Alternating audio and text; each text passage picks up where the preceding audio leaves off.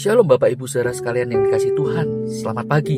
Senang kita bisa berjumpa lagi di dalam renungan pada pagi ini. Kita sungguh menyadari kalau kita boleh ada sebagaimana kita ada saat ini, apapun kondisi kita tetap percaya bahwa Tuhan baik atas hidup kita. Ia tidak pernah meninggalkan engkau dan saya, melainkan kasih setianya selalu ada menopang hidup kita. Mari saudara, sebelum kita akan membaca dan merenungkan firman Tuhan, kita akan berdoa terlebih dahulu. Mari kita berdoa. Tuhan, kami bersyukur untuk kebaikan-Mu dalam hidup kami. Engkau selalu ada bersama dengan kami dalam tiap musim hidup kami. Kami sungguh bersyukur kami punya Allah yang setia seperti Engkau. Tuhan, tolonglah pagi ini kami hendak membaca dan merenungkan firman-Mu. Ajar kami, bentuklah hati kami seturut dengan kehendak-Mu. Kami berdoa di dalam nama Tuhan Yesus. Amin. Saudara sekalian yang dikasihi Tuhan, pada pagi ini saya ingin mengajak kita sekalian untuk memperhatikan satu bagian firman Tuhan yang terambil dari 2 Korintus pasal 6 ayat yang pertama. Demikian firman Tuhan. Sebagai teman-teman sekerja, kami menasihatkan kamu supaya kamu jangan membuat menjadi sia-sia kasih karunia Allah yang telah kamu terima. Sampai di sini kita membaca firman Tuhan. Saudara sekalian kasih Tuhan, apakah yang terpenting dari sebuah bangunan? Tentu saja kalau ditanya yang terpenting dari sebuah bangunan, itu jawabannya adalah fondasi. Mengapa fondasi? Karena begini saudara, semegah apapun bangunan yang nampak, seindah seperti apa arsiteknya, semewah apa perabot yang ada di dalam bangunan itu, tetapi jika fondasi bangunan itu rapuh, maka saudara, kita bisa melihat bangunan itu tidak akan bertahan lama. Bisa saja ketika ada angin kencang topan atau bahkan banjir melanda, bangunan itu akan segera roboh. Fondasinya lemah, fondasinya rapuh. Maka oleh karena itu saudara, ketika seseorang sedang membangun, entah itu rumah, kantor dan sebagainya, maka fondasinya itu harus dibangun, diperhatikan dengan detail, dengan benar. Jangan sampai ada kekeliruan, jangan sampai asal-asalan. Fondasi yang kokoh menjadi kunci bangunan yang bertahan dengan awet, dengan kokoh, saudara. Nah, sama halnya dengan kehidupan kita. Pertanyaan bagi kita adalah, apa, siapa, atau bagaimana kita membangun hidup kita? Apa yang menjadi fondasi bagi kehidupan kita? Oh, ada orang yang mengatakan, aku membangun nilai diriku, identitas diriku, harga diriku di dalam pekerjaan atau karir yang aku tekuni. Karirku, pekerjaanku, usahaku sama dengan identitasku. Ada orang yang mengatakan demikian. Ada juga yang mengatakan, oh aku mendasarkan fondasi, mendasarkan identitasku, nilai diriku berdasarkan apa? Berdasarkan apa yang aku punya. Relasiku dengan pejabat-pejabat mungkin. Oh, relasiku dengan orang-orang yang terkenal mungkin. Dengan uang mungkin. Dengan pengakuan orang lain mungkin. Dan masih banyak yang lain.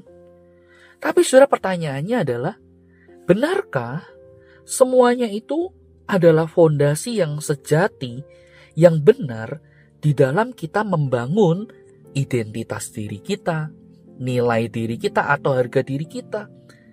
Benarkah itu adalah hal yang utama, fondasi yang sejati? Atau jangan-jangan kita sedang membangun di atas fondasi yang rapuh?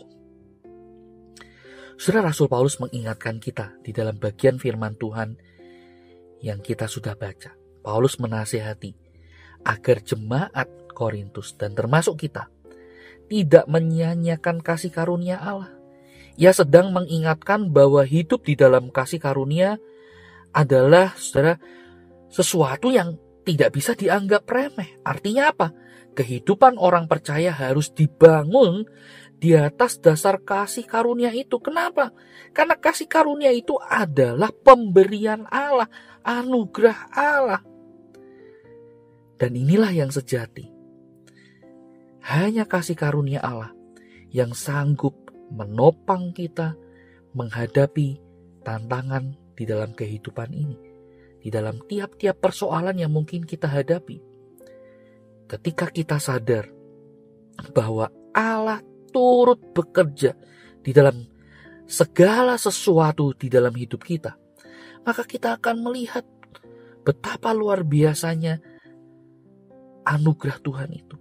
Tuhan tidak pernah membiarkan kita berjalan sendiri.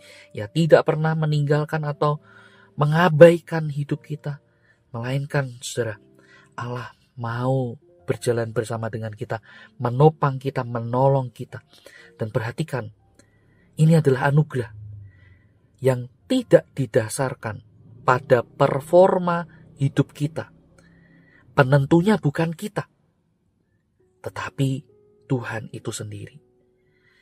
Jika dunia berubah, dan pasti berubah, jika hidup kita seringkali juga bisa berubah, kita bisa berubah komitmen kita bisa tidak lagi setia, iman kita mungkin terasa kendor atau lemah, kita meragukan Tuhan. Oh, saudara, penentunya bukan itu, tapi adalah Tuhan itu sendiri. Ia yang mau berjalan bersama dengan kita. Ia memberikan anugerah kepada kita. Kasih karunia-Nya itu, saudara, yang adalah fondasi yang sejati di dalam kehidupan kita, yang menopang kita, menolong kita. Oleh karena itu Rasul Paulus mengingatkan, jangan bangun identitas dirimu, nilai dirimu berdasarkan hal-hal yang ada di dunia yang fana ini. Tetapi ingat lagi betapa Tuhan kita telah mencurahkan anugerah demi anugerah di dalam hidup kita. Yang terutama adalah keselamatan itu. Kita memperoleh keselamatan yang kekal. Bukan karena perbuatan kita, bukan karena jasa-jasa kita. Melainkan semata karena kasih-Nya, karena anugerah-Nya. Jadikan ini menjadi fondasi hidup kita. Di dalam membangun hidup kita, apapun itu. Kita mau meletakkannya di dasar yang benar, yaitu hanya di dalam Kristus. Mari kita berdoa. Tuhan, kami sudah membaca merenungkan firman-Mu, dan kami bersyukur atasnya. Tuhan mengingatkan kami betapa kami harus membangun identitas diri kami, nilai diri kami, harga diri kami, bukan pada sesuatu yang fana, yang bisa berubah, yang bisa hilang, melainkan kami diingatkan untuk kami membangun hidup kami di dalam Kristus. Karena Engkau telah memberikan kami anugerah yang besar, yaitu iman kami. Tuhan, tolong kami, mampukan kami untuk berjalan di dalam kebenaran. Kami berdoa di dalam nama Tuhan Yesus. Amin. Selamat pagi, Tuhan Yesus memberkati kita.